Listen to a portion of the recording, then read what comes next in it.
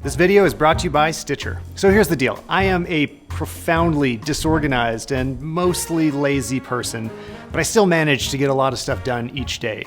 And all this stuff is very unrelated. Like, I run this YouTube channel and my wife and I have a photo and video production company for clients.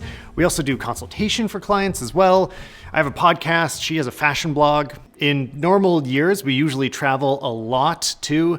And then right now we're renovating a house, which I don't have any time to think about at the moment. There's a lot going on at all times.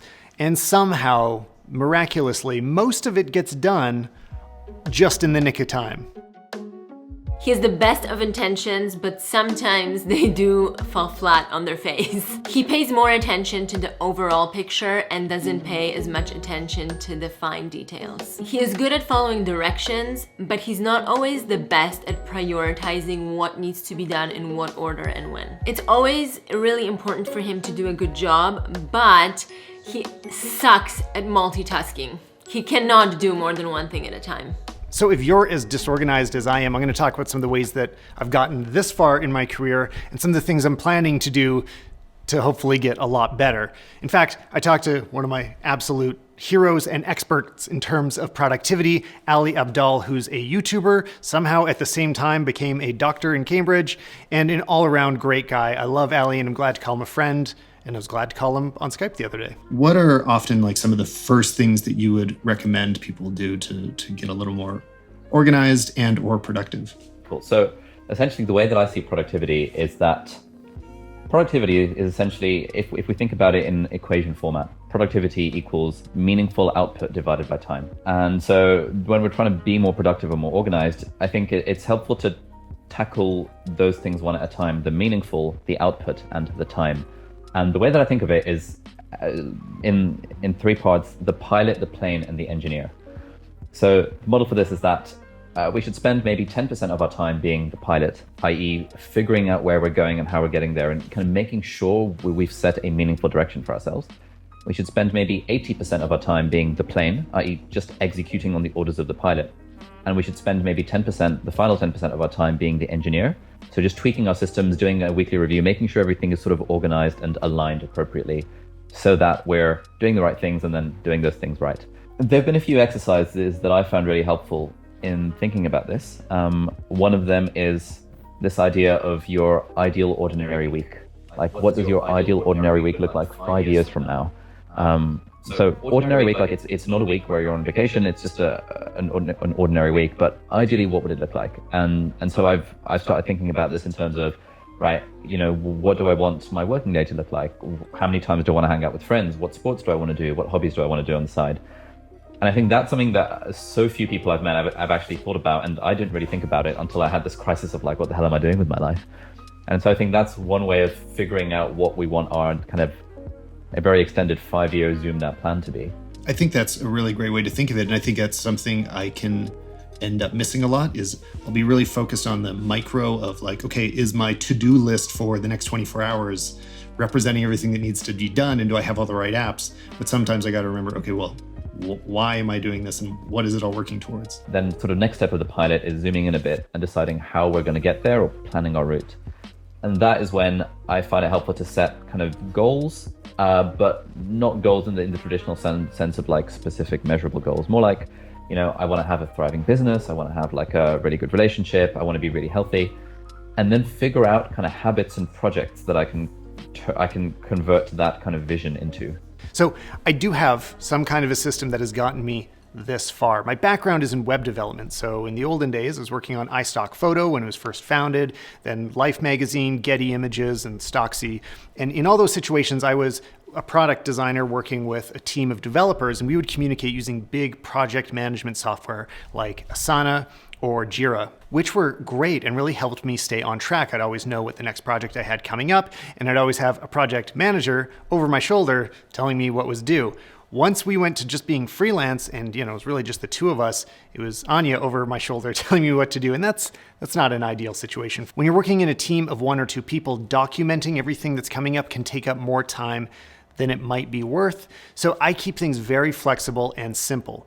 My main apps that I use are notes. That's where I just dump all of my ideas. It's the big archive of scripts for YouTube videos and tracking numbers for parcels and things we have to buy for the renovations and all that kind of stuff. I just throw it all in there. It's kind of my inbox for any idea that I might search for in the future. I'm also more or less happy with my mail system. I use the default mail app on my phone and on the computer. It's all connected with Gmail, so I'm just using the browser.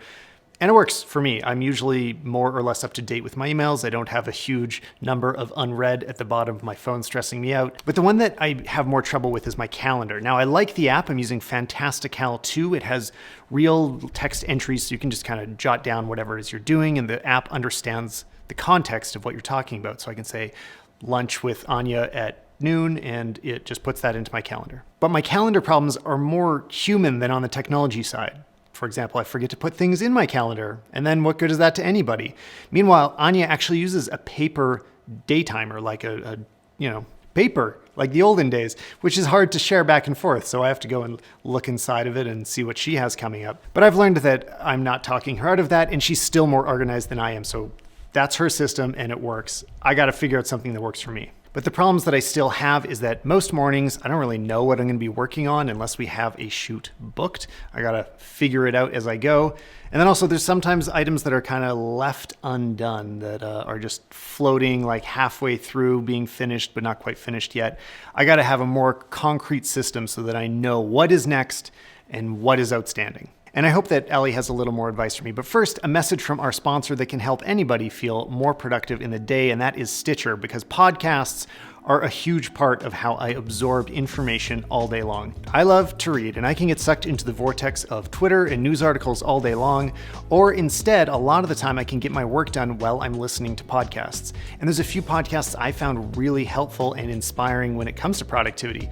Great examples are Back to Work with Merlin Mann and Dan Benjamin, and also Allie's podcast, Not Overthinking, which is great for just feeling inspired and keeping your mind refreshed every day. And a great way to check out these shows and all your other favorite shows is Stitcher. It's a free app available on iOS and Android, and it's been completely rebuilt across mobile and the web to make your experience of listening to podcasts quicker and easier. And when I try to get people into podcasts, that's so often the big obstacle is it seems complicated, like it's not as simple to find shows as you want, and this new Stitcher interface is so simple to navigate and feels very user-friendly. So go download Stitcher today for free and find some new shows that you love. Including mine, the Stalman podcast is on there too, so you can learn more about photography and filmmaking. So thanks again, Stitcher. Now let's hear a few more words of wisdom from Allie. Have you come across the idea of having a daily highlight? No, I don't know what that means. So that is probably the single thing that I have found most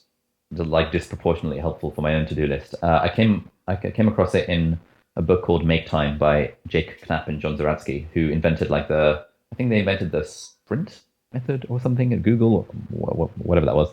But they've written a book about this about time management. And their main thing is that the only thing you need to do is you just need to set a daily highlight. And that is the one task that you absolutely need to get done that day. And that can be either based on urgency or satisfaction or joy. And so for me, when I look at my to-do list in the morning and my calendar, I think, okay, what's my daily highlight going to be? Okay, well, this day would be absolutely amazing if I can film my iPad Air review by the end of the day. Great. That's now the only thing that's my daily highlight. And the next step is to make sure I've blocked out time in my calendar to do that. And on the days when I do that, I feel life is amazing. On the days where I don't do it, I feel like I'm scrambling around like a headless chicken. Nice. Okay. I like that idea. I'm going to make a note of it. What are some other big concept, basic ideas that everybody should try to have in place to just kind of feel prepared day to day, week to week, year to year?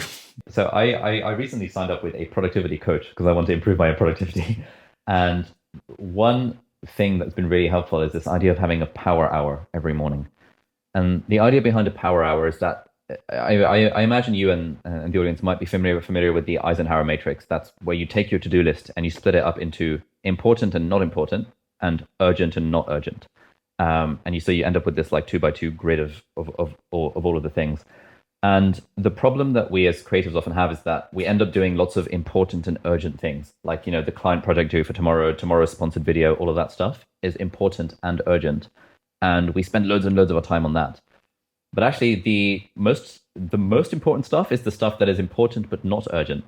So that might be things like calling my mum, or saying hi to my grandma, or kind of working on my book, which doesn't really have a deadline, or kind of plotting out what my channel is going to look like 2 years from now.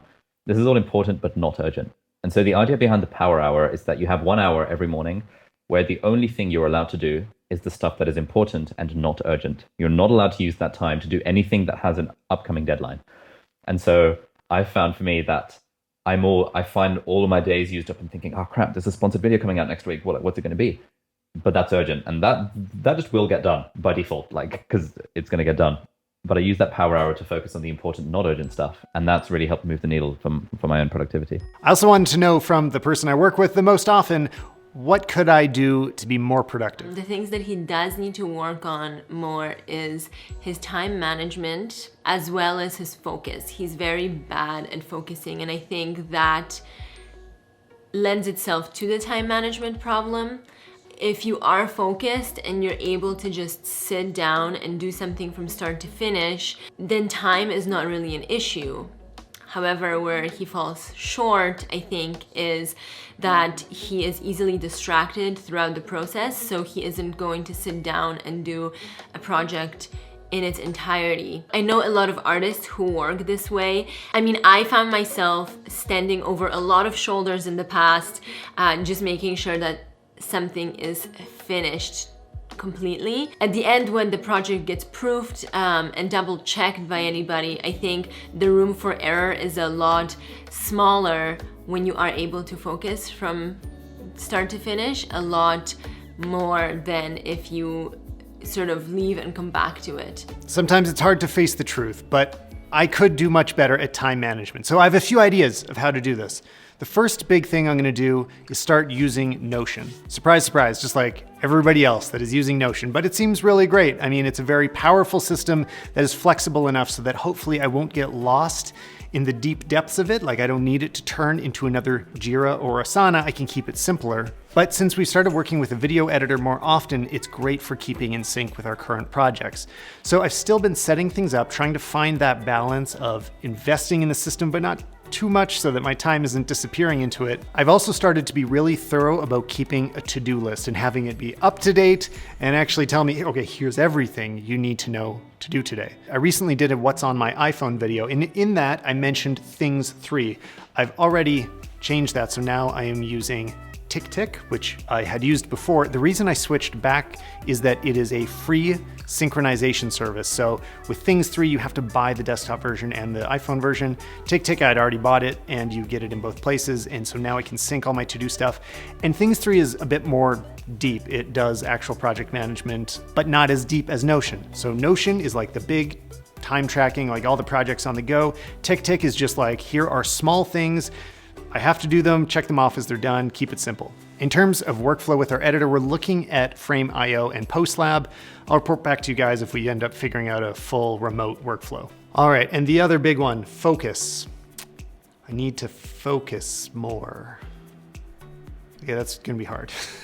One thing that I've already had some success with is setting alarms, like all the time. Every time that I think I might forget about something, I just use Siri and I say, remind me to take the pizza out of the oven in 5 minutes. The less that I'm keeping track of in my brain so I can be a little more focused on the moment, the better I end up keeping track of things. But one more thing I've heard is a good idea is batching. So I'm doing one kind of work all at once before I move on to a different type of work. So for example, if I'm writing scripts for YouTube videos, I spend half a day or a full day just writing, and that is what I am doing. This is a writing day. And then when I'm recording, like I am right now, I could sit in front of the camera and I could record maybe 2 videos, 3 videos in a row because they're already written. I find that the main reason I get lost is when I'm going back and forth between different unrelated tasks, and then I forget what I was doing a second. It's really bad. So that's the plan for my big productivity makeover. I want to get better at all this stuff because I like feeling productive. And then after I've been productive, I can be a little lazier and just go play some PlayStation 5, which is, it's what I really just want to do inside. Play PlayStation, record podcasts, and take naps. But unfortunately, I also get too excited by photos, videos, cameras, computers, tech in general, and I talk about all of that on the podcast. So go to thestalmanpodcast.com, subscribe, and remember it's on Stitcher, and I will see you guys in the next video.